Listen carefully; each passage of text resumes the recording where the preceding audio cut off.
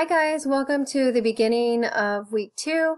This video is all about what's happening with week 2. Again, I'm using Screencast-O-Matic, free software if anyone's interested.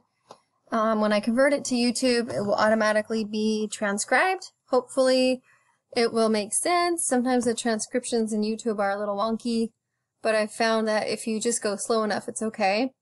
Let me know if it's not so I can re-record or I can be more mindful of offering you captions. So let's get started. I am currently on my Tuesday class, but all my classes are similar as far as the features. So I just want to show you what's happening this week. Oh, I showed you something awesome.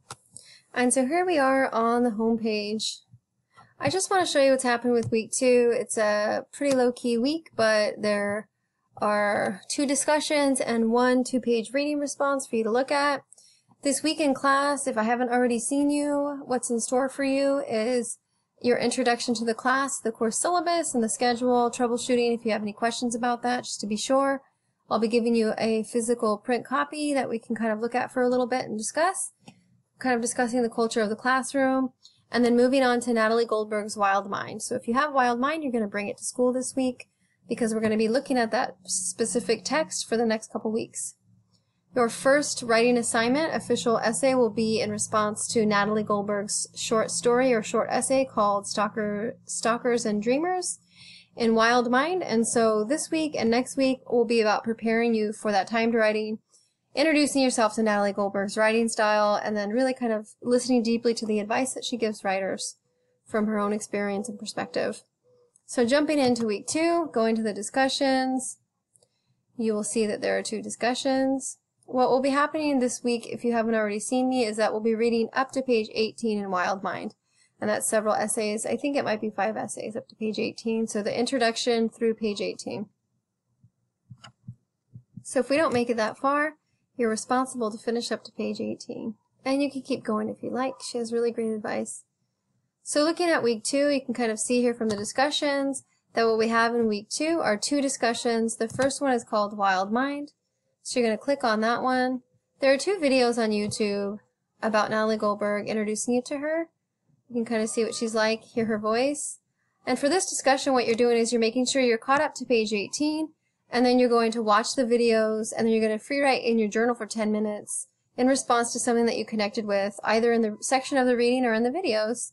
And then you're going to hop on here and you're going to post a solid paragraph talking about what you connected with, what you found insightful, kind of connecting with the ideas that Goldberg presents in Wild Mind in that first section.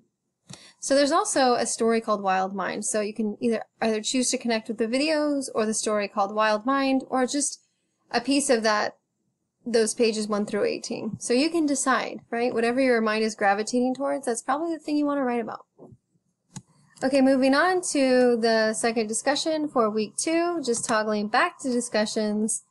You're going to see the second discussion also integrates Natalie Goldberg. So here we are, and it is called The Quiet Place. So The Quiet Place is another short essay or short story from her book. And your task here is to read the story called Quiet Place. It's on page 25. And then there's a writing exercise on page 30, so the reading is about 5 pages. You're going to go to your journal and you're going to follow the prompt. So the prompt is asking you to write about something that you haven't written about before, an experience that you've had. But let me actually grab my book so I can show you it. Hold on one sec. Okay, so I have my book. Thanks to the miracle of pause. Yeah, so the reading is it's chapter 7, or short essay number 7, short story number 7, whatever you want to call it. And on page 30, this is her prompt. It says, try this. Take a subject, a situation, a story that is hard for you to talk about and write about. Write slowly, evenly, in a measured way. Don't skip over any part of it. Stay in there. It might take you several days, a week, a month to write out the whole thing. Continue to work on it every day until it is finished. Include the colors, the smells, the time of the day. Before you enter the writing each day, you might want to take a long drink of water or walk around the block. Do something to let you sink into yourself so you may write from that quiet place of equanimity and truth. You are safe. Go ahead. Stay simple. So there's her prompt, right? So you're You're taking a subject, a situation, or a story that is hard for you to talk about, and you're going to write about it. So you're going to do that for 30 minutes in your journal. You're welcome to continue working on that story. When you hop on the discussion, you're not going to actually share the story that was hard for you to write about because that might be too personal. What I'm asking you to do is tell us about your experience writing with the writing on a subject, situation, or story that is hard for you to talk about. So what was your process? How did it feel? What obstacles did you encounter? What details popped into your story that you thought you had forgotten or that surprised you? And maybe you can share one. So again, as a reminder, Goldberg is advising you to finish that story. You never have to share it with anyone and all the intimate details, but she's advising you to continue writing it until you've kind of written it out of you. So that's what's happening for the discussions. The last thing that's due by next week is your first official 2-page reading response. And so I'm going to go back to the syllabus because all the prompts for writing assignments and what I'm asking you to do are on there. So if I just click here on the syllabus, I can pull it up. And then I'm going to scroll down. So brace yourself so you don't get vertigo. So 2-page reading response. So what I'm asking you to do for the 2-page reading response is explained here on this 2-page reading response handout. It's a long, detailed list of what I'm kind of looking for. But to sum it up, I'm asking you to read each of these readings. You're going to be doing one this week. The first one's Natalie Goldberg's Wild Mind. And again, you can do either the story Wild Mind or any of the stories up to page 18 in Wild Mind, but you're doing a reading response to her piece. So what you find thought-provoking, what confuses you, what you find interesting, advice that you might find useful, and then you're sinking a little bit deeper and you're looking at her rhetoric specifically. How does she formulate her ideas? Remember, anytime you read a piece of writing, you're entering into a writer's mind. What kind of mind does Natalie have? Right? And then give examples of that. If you think she's funny, then you can speak to that. If you think she's very serious, you can speak to that. If you find her to be, for example, a detailed writer, maybe you want to share a line that illustrates that. But again, you're just connecting to the reading. So it doesn't have to be formal. It doesn't have to be beautiful like an essay. It can just be your thoughts on what you read and how you connected to it. So here I have some suggestions for what you can look at. And then there's requirements for grading, just so you understand how I'm assessing what I'm looking at. And so these are the things that I'm looking for.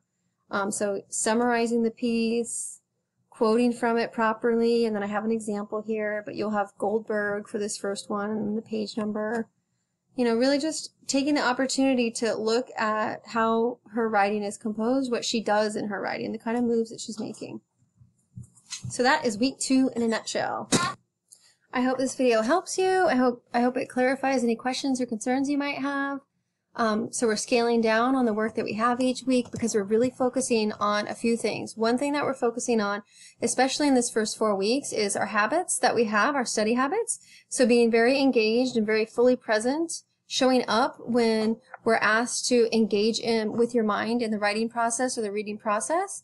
Also engaging in those reading and writing strategies that you know are effective, whether it's reading actively by annotating your text as you read, underlining words, highlighting lines that are significant, or underlining main points, circling vocabulary words for you to look up later. So remember, strategies are super important. Clustering the readings when you're done. That means getting your journal out and starting with a mind map in the center and just branching out ideas from there. So remember, this is your task for the first, especially the first 4 weeks of the semester.